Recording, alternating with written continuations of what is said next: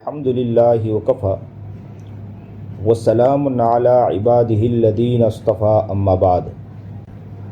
مانا سید سلمان حسینی ندوی رحمہ اللہ کے انتقال کے بعد حضرت مولانا خلیل الرحمن سجاد نعمانی دامت برکاتہم العالیہ نے ایک نہایت مختصر، محتاط اور متوازن تعزیتی بیان دیا۔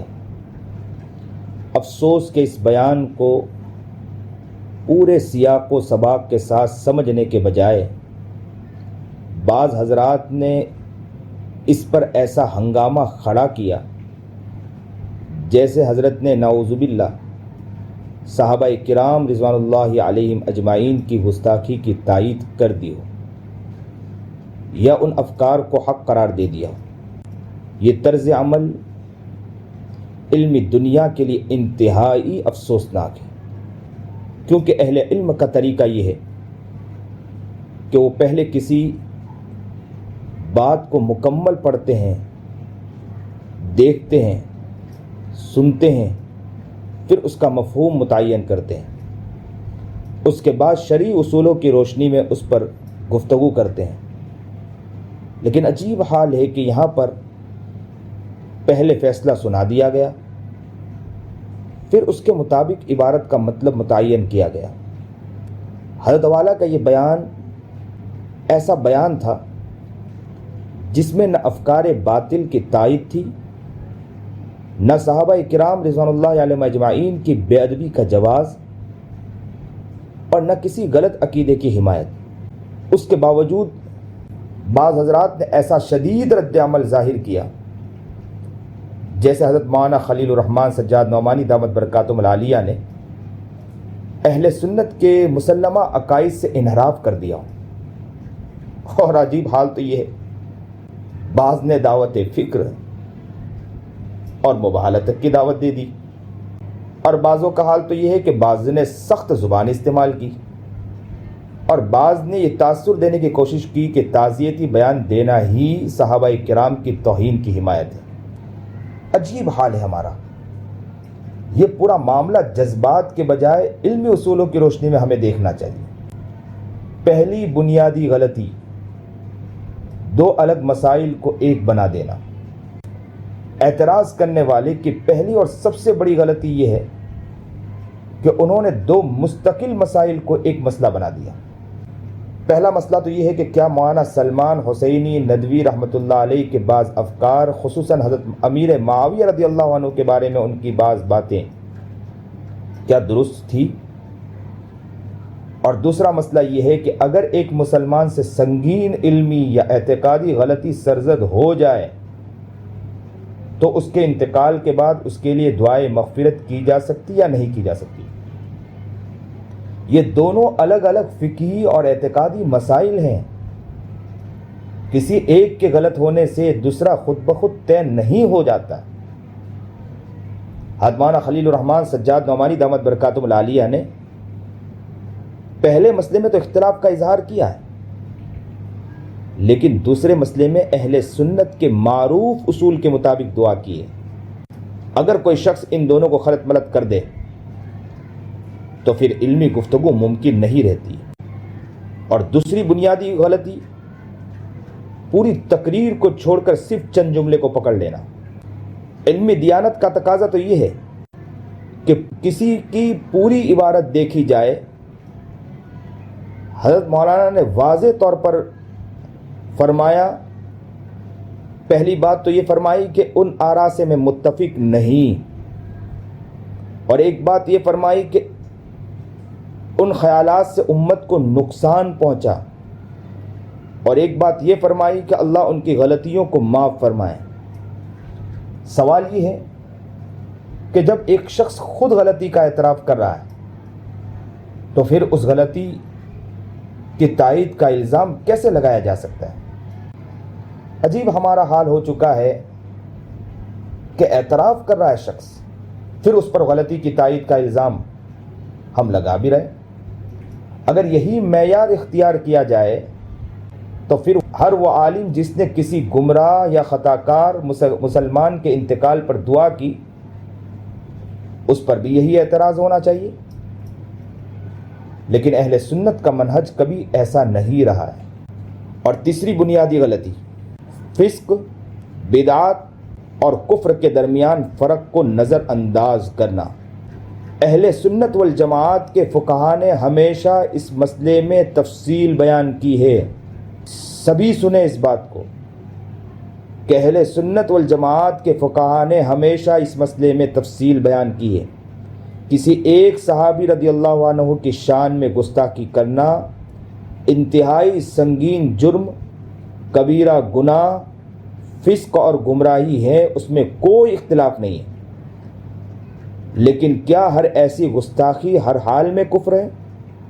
یہ وہ مقام ہے جہاں فقہاء نے تفصیل بیان کی۔ دارالعلوم دیوبند کے فتوے میں یہی فرق بیان کیا گیا ہے کہ جہاں قطعی دلیل کا انکار لازم آئے وہاں حکم الگ ہے، اور جہاں ایسا نہ ہو وہاں ہر صورت میں تکفیر نہیں کی جاتی۔ دیکھیں جامعہ علوم اسلامیہ بنوری ٹاؤن نے بھی یہی اصول بیان کیا ہے۔ جامعہ علوم اسلامیہ بنوری ٹاؤن نے اصول بیان کیا ہے کہ جماعت صحابہ یا قطعی و ثبوت امور کے انکار اور کسی ایک صحابی کے متعلق بے ادبی کے احکام ایک نہیں ہیں۔ یہ تفصیل کسی شخص کی حمایت کے لیے نہیں ہے، بلکہ شریعت کے اصول کی حفاظت کے لیے بیان کی گئی ہے۔ اور چوتھی بنیادی غلطی ہمارا یہ ہو چکا ہے کہ تکفیر میں جلد بازی کرنا۔ اہل سنت کا اصول یہ ہے کہ تکفیر انتہائی سنگین حکم ہے۔ ہمارے یہاں بہت احتیاط برتی جاتی ہے۔ امام حنیفہ رحمۃ اللہ علیہ سے لے کر اکابر دیوبند تک یہی منہج چلا آ رہا ہے کہ جہاں تک ممکن ہو مسلمان کو اسلام پر باقی رکھا جائے جب تک کفر قطعی طور پر ثابت نہ ہو۔ اور فقہاء نے بہت احتیاطی معاملہ اختیار کیا ہے۔ یہ احتیاط دین کی کمزوری نہیں بلکہ دین کی حفاظت ہے۔ اور پانچویں بنیادی غلطی کہ تعزیت کو ہم نے تائز سمجھ لیا ہے۔ اگر کسی مسلمان کے انتقال پر کوئی عالم یہ دعا کرے کہ اللہ اس کی لغزشیں معاف فرمائے، تو کیا اس کا مطلب یہ ہے کہ اس کی تمام غلطیوں کی توثیق کر رہا ہے؟ ہرگز نہیں، یہ بات نہیں ہے۔ اگر ایسا ہوتا تو ہر جنازے کی نماز میں ہم جس میت کے لیے مغفرت کی دعا کرتے ہیں اس کے تمام اعمال کی بھی توثیق لازم آتی ہے، حالانکہ ایسا کوئی نہیں کہتا۔ حضرت مولانا خلیل الرحمن سجاد نعمانی دامت برکاتہم العالیہ نے بھی یہی دعا کی کہ اللہ تعالیٰ ان کے حسنات قبول فرمائے اور ان کی لغزشوں کو معاف فرمائے۔ یہ اہل سنت کا منہج ہے، نہ کہ کسی نئے نظریے کے ایجاد۔ چھٹی بنیادی غلطی کہ ہم فتاوے کو دیکھتے ہی نہیں۔ دارالعلوم دیوبند کا فتویٰ کیا ہے، اکابر علماء کا فتویٰ کیا ہے۔ اس پورے ہنگامے میں ایک عجیب بات سامنے آئی کہ بعض حضرات نے صرف جذباتی تقریر کی۔ اہل سنت کے معتبر فتاوے کو بھی دیکھنا چاہیے نا۔ اگر دارالعلوم دیوبند، فتاوی محمودیہ، جامعہ بنوری ٹاؤن، احسن الفتاوی، کفایت المفتی، دیگر معتبر فتاوی کو سامنے رکھا جائے تو معلوم ہوگا کہ اہل سنت نے اس مسئلے میں ہمیشہ تفصیل اختیار کی، نہ افراد کیا اور نہ تفرید کی۔ دارالعلوم دیوبند کا فتویٰ میں واضح الفاظ میں لکھا ہے کہ کسی ایک صحابہ کرام کی شان میں گستاخی کرنے والا فاسق، فاجر اور گمراہ ہے۔ البتہ اگر اس کی گستاخی ایسی ہو کہ اس سے کسی قطعی دلیل کا انکار کرنا لازم آئے تو پھر حکم الگ ہوگا۔ ذرا غور کیجیے، اگر ہر گستاخی فی الفور کفر ہوتی تو دارالعلوم دیوبند یہ تفصیل کیوں بیان کرتا؟ اب بنوری ٹاؤن کو پڑھیے۔ بنوری ٹاؤن نے بھی یہی فرق بیان کیا ہے۔ جماعت صحابہ یا ان امور کا انکار جو نصوص قطعیہ سے ثابت ہے اور کسی ایک صحابی کی بے ادبی، دونوں کا حکم ایک نہیں۔ یہ عبارتیں کسی شخص کی رعایت میں نہیں لکھی گئی بلکہ اہل سنت کے صدیوں پرانے اصول کی ترجمانی کرتی ہے۔ اگر کوئی شخص ان فتاویٰ کو چھوڑ کر صرف اپنے جذبات کو معیار بنائے تو در حقیقت وہ اکابر کے منہج سے ہٹ رہا ہے۔ اور ساتویں سب سے بنیادی غلطی کہ ہر اختلاف کرنے والے کو کافر سمجھ لینا۔ اللہ اکبر، عجیب حال ہو چکا ہمارا۔ حضرت مولانا خلیل الرحمن سجاد نعمانی صاحب نے اپنے بیان میں کہیں بھی مولانا سلمان حسینی ندوی رحمۃ اللہ علیہ کی غلطیوں کا انکار نہیں کیا۔ انہوں نے یہ بھی نہیں کہا کہ ان کے افکار درست تھے، انہوں نے صرف یہ کہا کہ ان کے حسنات بھی بہت تھے اور اللہ تعالیٰ ان کی لغزشوں کو معاف فرما دے۔ یہ اہل سنت کا منہج ہے۔ کیا ہر گمراہ شخص کافر ہوتا ہے؟ ہرگز نہیں۔ کیا ہر فاسق کافر ہوتا ہے؟ ہرگز نہیں۔ کیا ہر بدعتی کافر ہوتا ہے؟ ہرگز نہیں۔ یہی وجہ ہے کہ فقہاء نے فسق، بدعات، ضلالت اور کفر کے الگ الگ احکام بیان کیے۔ اگر ہر غلطی کفر ہوتی تو فقہ کی پوری کتابوں میں تفصیلات لکھنے کی ضرورت ہی نہیں رہتی۔ اور 8ویں بنیادی غلطی، ہم نے موبائل کو کیا کھیل سمجھ لیا؟ اللہ اکبر، عجیب حال لگا۔ اب تو یوٹیوب کے بادشاہ ہم بن کر بیٹھ گئے۔ اس واقعے میں سب سے افسوسناک بات یہ تھی کہ ایک عالم دین کو مباہلے کی دعوت دے دی، اور مباہلہ قرآن کریم سے ثابت ہے، لیکن کیا ہر اختلاف میں مباہلہ کیا جاتا ہے؟ ہرگز نہیں۔ نبی علیہ الصلوۃ والسلام نے پوری زندگی میں کتنے لوگوں سے مباہلہ فرمایا؟ قرآن نے مباہلے کا حکم کس موقع پر دیا؟ وہ ایک نہایت خاص صورت تھی جب دلائل پوری طرح واضح ہو چکے تھے۔ آج اگر ہر شخص ہر اختلاف میں مباہلہ شروع کر دے تو امت میں علم باقی رہے گا یا صرف شور؟ عجیب حال ہو چکا ہے۔ ہم لوگ یوٹیوب پر بیٹھ کر کیا کرنے لگے ہیں، تعجب لگتا ہے۔ امت کو توڑ رہے ہیں، بڑی بڑی شخصیتوں سے امت کے دل میں ان کے بارے میں غلط خیالات ڈال رہے ہیں۔ عجیب طرز عمل نظر آ رہا ہے، اور موبائل نے تو ہم کو ہلاک کر دیا ہے۔ اہل علم کا طریقہ ہمیشہ دلیل، تحقیق اور مناظرہ علمی رہا ہے، نہ کہ جذباتی چیلنج۔ اور 9ویں بنیادی غلطی، حضرت مولانا کے بیان کا صرف ایک حصہ سنا ہم نے۔ جو حضرات حضرت مولانا خلیل الرحمن صاحب پر اعتراض کر رہے ہیں، ان سے میں ایک ہی سوال کرتا ہوں، کیا انہوں نے حضرت کا پورا بیان سنا؟ اگر سنا ہے تو کیا انہوں نے یہ الفاظ بھی سنے کہ میں ان کی آراء سے متفق نہیں ہوں، جن سے جمہور علماء کو اتفاق نہیں ہے؟ اگر یہ الفاظ سننے کے باوجود یہ کہا جائے کہ حضرت نے ان کے افکار کی حمایت کی تو یہ انصاف نہیں ہے۔ اور اگر یہ الفاظ سنے ہی نہیں گئے تو پھر بغیر مکمل تحقیق کے اتنا بڑا الزام کیسے لگا دیا گیا؟ اور 10ویں بنیادی غلطی کہ اکابر کے منہج کو چھوڑ کر ہم نے جذبات کو معیار بنایا، اور اہل سنت کا منہج ہمیشہ اعتدال کا رہا ہے۔ نہ وہ کسی کی غلطی چھپاتے ہیں، نہ کسی کے حسنات کا انکار کرتے ہیں، نہ وہ بیجا تکفیر کرتے ہیں، نہ بیجا تقدیس۔ یہی وجہ ہے کہ حضرت مولانا سید ارشد مدنی دامت برکاتہم العالیہ نے بھی یہی اصولی بات فرمائی کہ محض اس بنیاد پر کسی کی تکفیر نہیں کی جا سکتی، اور جب تک کفر ثابت نہ ہو اس کے لیے دعائے مغفرت اور نماز جنازہ کا حکم باقی رہتا ہے۔ یہ کوئی نئی بات نہیں ہے، بلکہ اکابر دیوبند کا معروف منہج ہے۔ اعتراض کرنے والوں سے صرف ایک سوال کرتا ہوں، اگر واقعی حضرت مولانا خلیل الرحمن سجاد نعمانی صاحب کا بیان اتنا ہی غلط تھا تو پھر حضرت مولانا سید ارشد مدنی دامت برکاتہم العالیہ نے بھی اسی مفہوم کی بات کیوں فرمائی؟ اور اگر حضرت مولانا خلیل الرحمن سجاد نعمانی صاحب دامت برکاتہم العالیہ کا بیان اتنا ہی غلط تھا تو پھر دارالعلوم دیوبند کے فتاویٰ میں یہی تفصیل کیوں موجود ہے؟ اگر حضرت مولانا خلیل الرحمن سجاد نعمانی دامت برکاتہم العالیہ کا بیان اتنا ہی غلط تھا تو جامعہ بنوری ٹاؤن نے یہ فرق کیوں بیان کیا؟